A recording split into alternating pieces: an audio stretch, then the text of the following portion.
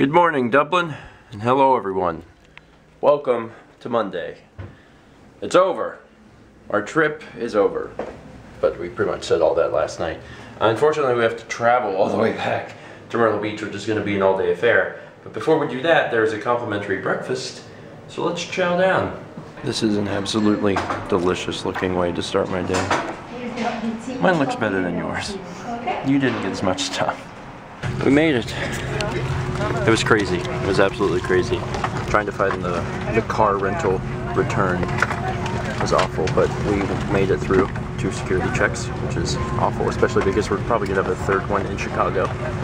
But we're on board. What time is it? Like 11, 10? I think it's like 11:15. And we're gonna have like a 7-hour flight across 6 time zones. So only 1 hour will have passed. It's gonna be a fun day.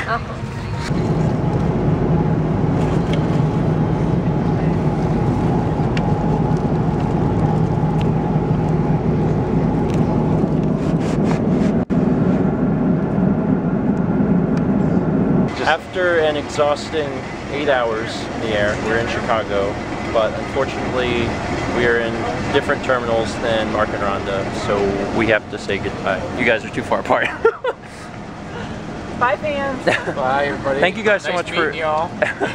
Thank you guys so much for taking us. Yes. This has been an awesome trip, and your first international trip, so that was exciting, and a good birthday present. Yes. And for Carly. Yes. This was a lot of awesome things, so thank you for making it happen. Awesome that you were with us. Thank you. Next time it'll be better. We'll just go party on a beach. That sounds good. I really hate OHare. Al hates OHare too. We had to get off of get out of Terminal 5. And there's 4 terminals, although it goes 1, 2, 3, 5 because apparently they can't count. I don't know what's up with that. I don't know what's up with 4 not being there. Anyway. So we get off of 5 and we have to check into United because United is who our flight is with. We're like, okay.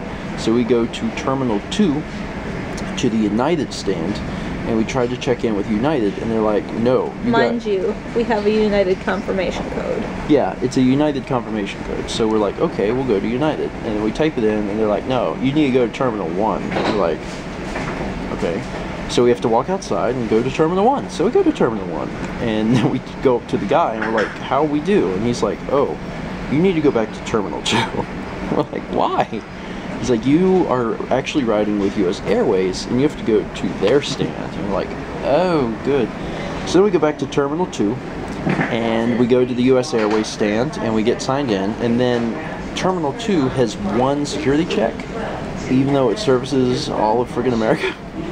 And we had to stand in the world's longest line.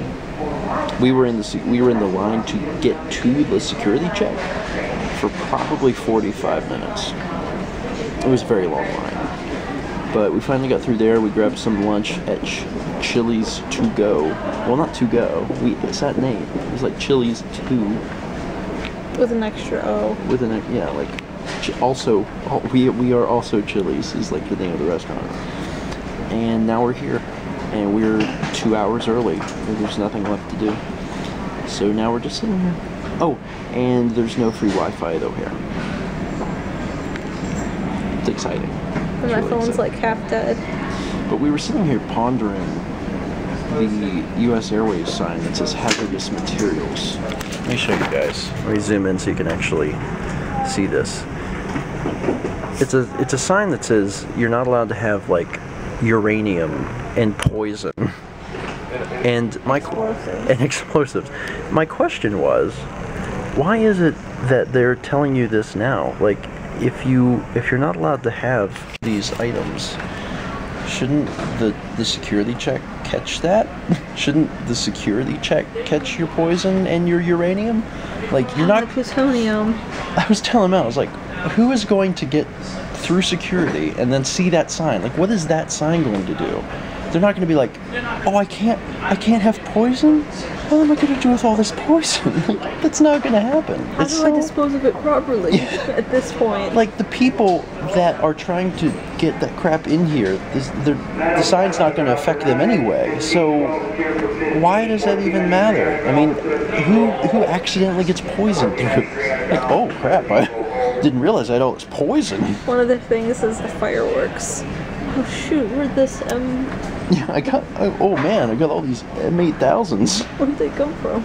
Like, how do you get that through security? I don't know. It's just a very ridiculous sign, and we have a lot of time to ponder this because we're going to be here for 2 hours. Then onward to Charlotte. We'll be in Charlotte. Is our connecting flight pretty fast, I think? Yes. Yeah, pretty fast. And then we'll be in Myrtle Beach just before midnight. Hopefully. Hopefully. Last time we got stuck in Charlotte, as you remember, and that sucked. And we didn't actually get stuck in Charlotte. We got stuck in Boston, and the flight from Tampa was late, and the flight that went from Charlotte to Myrtle Beach went without us, and then we got to Charlotte later, and then we had to stay in a hotel. And that was a week ago, ish. Let's hope we don't have another repeat. Yeah, that would be bad. That would cry. That would be very bad. And also, like, you need to not miss more work. I know. So tell me about it. Fingers crossed we make it to Myrtle Beach on time this time. This is the new terminal in Myrtle Beach. This is gonna seem really weird, but when we left out of the old terminal and this new one wasn't open yet. Is there a light? The next day. And then, yeah, and then when we come back, we came into the new terminal. I would have filmed it, but I was sleep deprived and just tried to get through there. But we're back at Myrtle Beach. We actually got in early, which was cool. We were supposed to get in at 11:40, got in at 11:15, so go US Airways. First time they've ever been good. Hi. Hi. Nice to be back in the States. We got you this souvenir. Aw. Open it. Hopefully it didn't get broken during the massive amounts of travel. It's a little harp?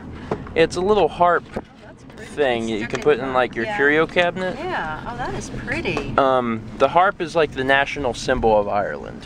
Very pretty. You see it, Steve? It's a harp. Oh, well, Very it's pretty. real dark out. Well, thank you. Well, it's a dark harp, to be fair. Hi guys. Cap. Yep, wants to escape. Hi, Satan. Hi guys. It's been a while. Been an entire week. His eyes are shut, he can't see. Hi buddy. Hi. Oh, I missed you guys. Satan. Sweet kittens. Kepler. I will call with your stuff. Oh, it has been a long freaking day and a long week, and I am very glad to be home with my boys. It's just late. What time is it? 12:15. He gets a shower. And then, sleep. Oh, I never mentioned, that, in-flight entertainment. Me and Mal got to see, Life of Pi and Django Unchained on the way back to Chicago. Both very good movies.